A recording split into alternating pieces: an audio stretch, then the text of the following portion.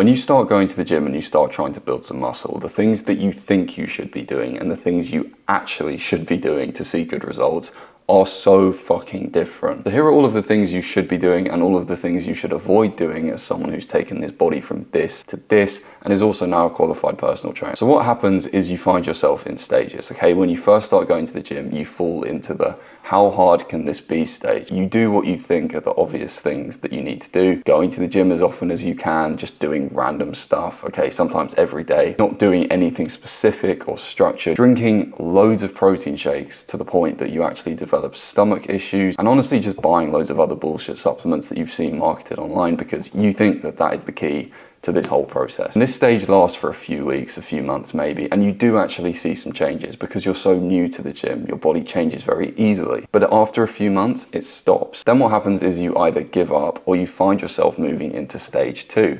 The bulking attempt. So you see lots of videos online about how to bulk up and how you need to eat big to get big to see gains, but it only goes one of two ways. You either decide to go down the typical gym bro route and eat very bland food, or you go down the route of listening to a lot of stupid people online who promote dirty bulking, and then you just start trying to eat so much junk food because you know that it's high in calories and you think you need all of those calories, but either way you're up at 11 p.m. stuffing your face with loads and loads of calories because you're stressed about not hitting your 6,000 calorie goal. And then you realize after a few weeks or a few months, if you actually do keep it up, that you're not looking any better. In fact, you look worse. You've gained skinny fat. Or if you don't manage that, you lose your appetite and you give up in the first few weeks. And the worst part is that most guys are literally just stuck in this endless cycle going between these two phases, okay? Now, stage 3 is where you realize that everything you were doing before is wrong and it was never as complicated or extreme as you thought it had to be. You realize that tracking everything is key. Calories, your body weight, your protein,